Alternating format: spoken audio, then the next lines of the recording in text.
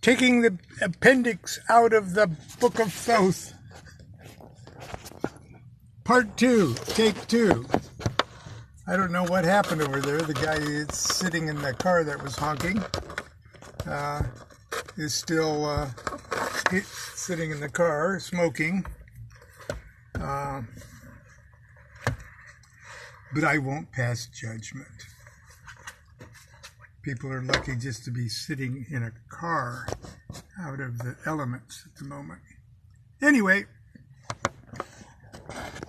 are you still with me? If so, we're reading from the appendices, or the appendix to the Trump section of the Book of Thoth. And Crowley has multiple quotes from his own essays from various sources. And we're going to pick up where we left off yesterday, which was his discussion of the Fool. And relative to the Fool, he put a little tiny essay from Little Essays Toward Truth that concerns silence and the god Harpocrates. And so we're going to finish that up, first of all, if we're allowed to. This is the true idea of silence. It is our will which issues, perfectly elastic, sublimely protean, that's, the quality, to adapt really fast to stuff, to fulfill every interstice, or little,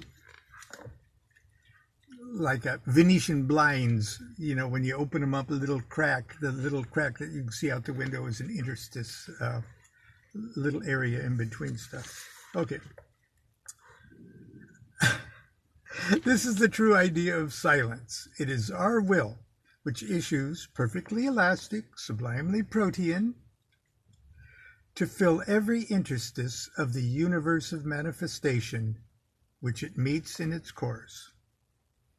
There is no gulf too great for its immeasurable strength, no strait too arduous for its imperturbable subtlety. It fits itself with perfect precision to every need. Its fluidity is the warrant of its fidelity. Its form is always varied by that of the particular imperfection which it encounters. Its essence is identical in every event. Remember what I said about silence and the god Harpocrates, the Lord of Silence, being the supreme protection, the supreme warden. That's what he's talking about here. He's going on about silence. I remember once that, I'm not going to digress. I've wasted too much of your time already today. Okay. Always, the effect of its action is perfection, that is, silence. And this perfection is ever the same, being perfect, yet ever different, because each case presents its own peculiar quantity and quality.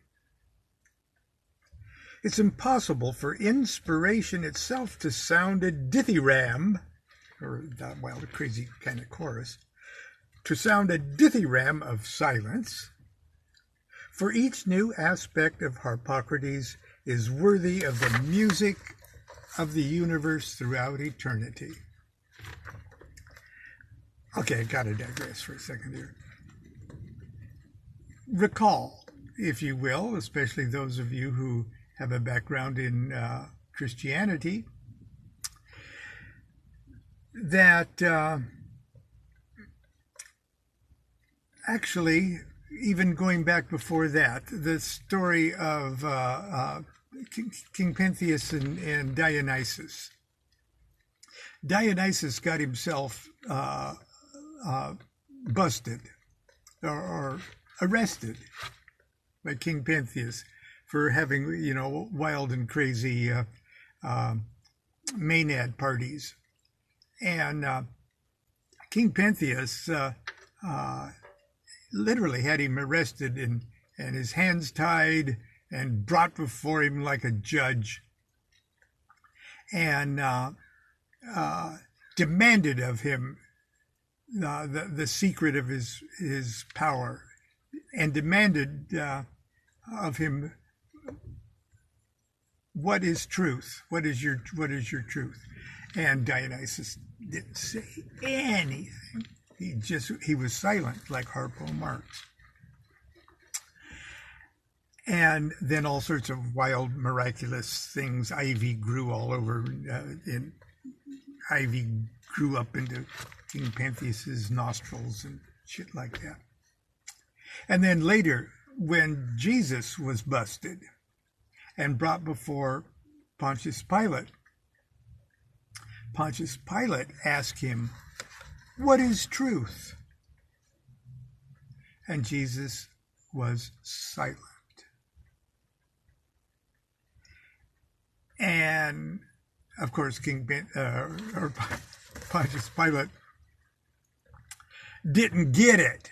Okay, Jesus was answering him. Okay, his silence was the answer. He wasn't being obstinate. That was the closest thing he could do to answering the question, what is truth? But anyway, Crowley confesses here, "I have simply been led by my loyal love of that strange race, among whom I find myself incarnate, to indite this poor stanza of the infinite epic of Harpocrates as being the facet of his fecund brilliance, which has refracted the most needful light upon mine own darkling entrance to his shrine of fulminating, of ineffable Godhead." He was really full of words that day.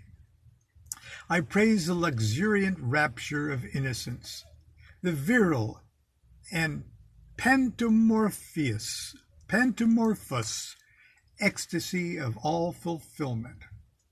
I praise the crowned and conquering child whose name is force and fire, whose subtlety and strength make sure serenity, whose energy and endurance accomplish the attainment of the Virgin of the Absolute, who, being manifested, is the player upon the sevenfold pipe, the great god Pan, and being withdrawn into perfection that he willed is silence."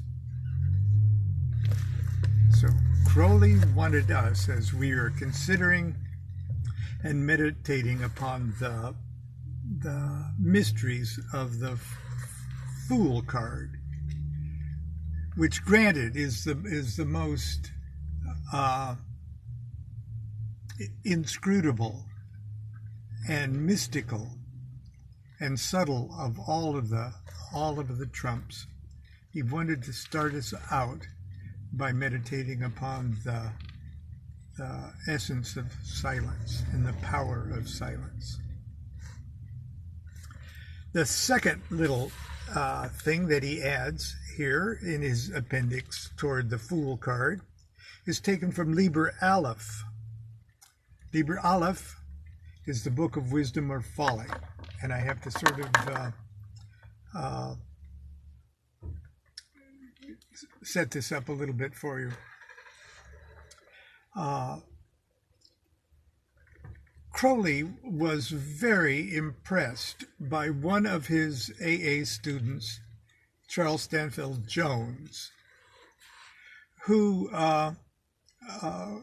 was a brilliant, not only student, but disciple of Crowley and early thelemic superstar, other than Crowley, and who Crowley even acknowledged had crossed the abyss and had become a master of the temple. Now, there's all sorts of debate about whether he fell from that, as if you could fall from there. But be that as it may, at the time he wrote the Book of Wisdom and Folly, Crowley was addressing Frater Akkad as his magical son, and so each one of these little 1- and 2-page chapters, or even shorter, of the Book of Wisdom and Folly is Crowley speaking as one master of the temple, or speaking as a magus to the newly born master of the temple, almost everything he could share with his son. And it's almost unfair for us to from our particular level or levels of consciousness, to try to get the full impact of what's being said, because what's being said is from one person across the abyss to another person who is across the abyss, and we can only sort of glean tidbits ourselves to try to make it meaningful to us. So if things taken from the Liber Aleph seem crazily inscrutable, shit, they are. But it's still good stuff. And he gives, I don't know how many sections of it, but I'm going to read you the first one, and then I'm going to close out this chaotic day.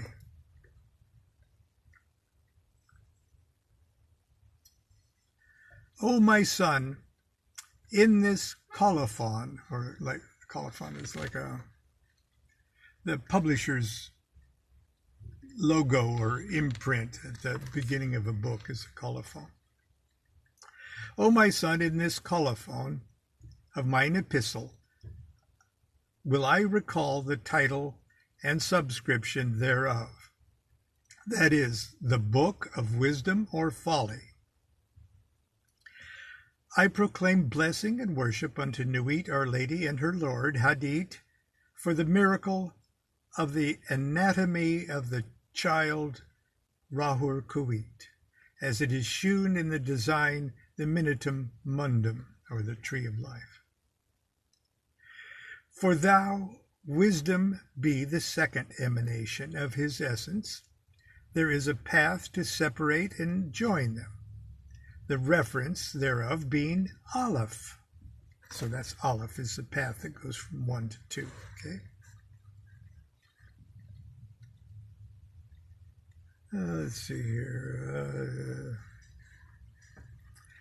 The reference thereof being Aleph, that is one indeed, but also 111 in his full orthography. So Aleph is spelled A-L-P, and A-L-P enumerates to 111. To signify the most holy Trinity. And there, by metathesis, it is thick darkness and sudden death. Those are other words that add to 111. But is also the number of Aum, which is Amun, and the root sound of Amne, or in Greek, Pan. And it is a number of the sun. Yet, the Atu of Thoth that correspondeth thereunto is marked with 0. In other words, the tarot key is 0. Okay? And its name is Mat, okay? M-A-T, the fool, whereof I have spoken formerly, and its image is the fool. O my son, gather thou all these limbs together into one body, and breathe upon it with thy spirit, that it may live. Then do thou embrace it with lust of thy manhood, and go into it, and know it. So shall ye be one flesh. Now at last, in the reinforcement of ecstasy of this consummation, thou shalt wit by what inspiration thou didst choose thy name. And his name was Akkad. And Akkad means one. And one is Aleph, and Aleph is 111, and all of that stuff. Okay. Did I choose thy name in the Gnosis? I mean Parsifal. That was also Freder Akkad's magical name. I mean Parsifal, the Reinthor, the true knight, that won the kingship of Salvat, and made whole the wound of Amfortas. Okay. Most of you probably already know that in the Parsifal legend, the Grail king, Amfortas, who is the ultimate king and protector of the Holy Grail, he got himself in a little trouble in a garden where the flowers turned into girls who were just absolutely too hot to resist, one in particular. And he sort of let his guard down when his pants were down, and a disgruntled former knight who hadn't paid his dues in years and had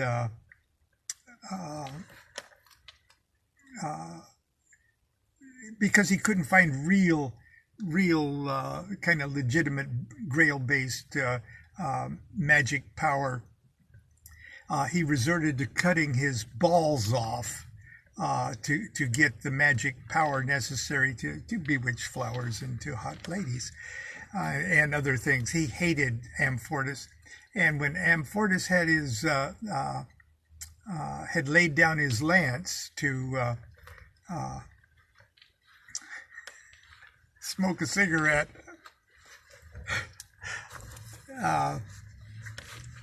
Klingzor, that's the disgruntled knight, grabbed his lance and stuck it in his side, just like the wound of Jesus.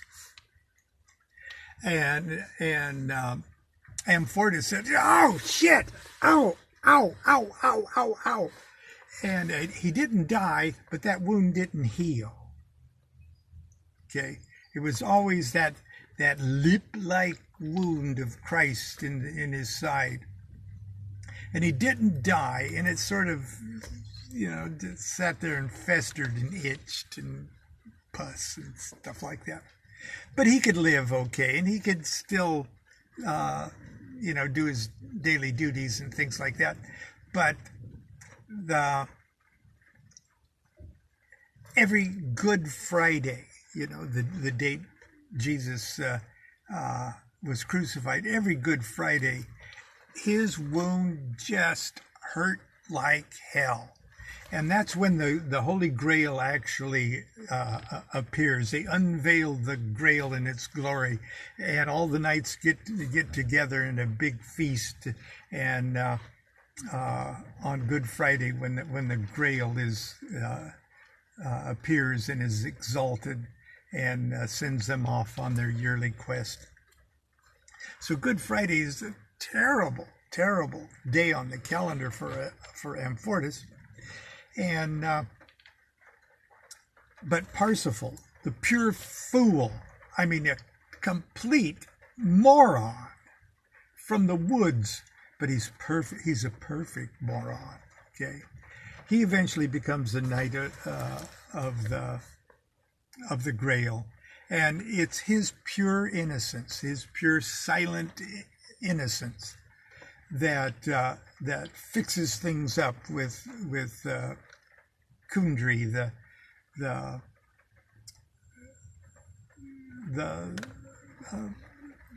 truly it's sort of the wild and crazy. It's not the same as the Scarlet Woman, but anyway, he redeems her, And for her reward for being redeemed, she drops dead. And but Parsifal eventually gains the lance himself to become Grail king. And with that lance, he heals the wound of Amfortas. That's just how the opera goes. It goes just like that. I should give the speech before the 9-hour or 5-hour performance of Parsifal. Anyway, but I digress. Who made whole the wound of Amfortas and ordered Kundry to right service. Well, she dropped dead too. And regained the lance and revived the miracle of the Sangreal. Yea, also upon himself did he accomplish his word in the end. Höchsten heilig Wunder Erlösung dem Erlöser. And thank you, Crowley, for a footnote on that, so Lon could say what the hell that meant. This is the last word of the song of thine uncle Richard Wagner, made for worship of this mystery. And I'm sure I've got lots of German Facebook friends who can help put that in perspective. Understand thou this, O my son, as I take leave of thee in this epistle, that the summit of wisdom is the opening of the way that leadeth to the crown and essence of all. Okay, now that wisdom is number 2. The path of wisdom up to number 1, the crown, is Aleph, the fool. To the soul of the child Horus, the Lord of the Aeon, this is the path of the pure fool. Okay, I've tried your patience today, and I can hear lots of you saying, Lon, I wish today you would have kept silent. But anyway, as you can hear, it's starting to rain again, and we're off to another adventure in Sacramento. It's going to rain for another week or 2, I guess. Anyway, thanks for being with me. Until tomorrow, hopefully, continue to be good to yourself, be good to each other. Do what thou wilt shall be the whole of the law. Love is the law. Love under will.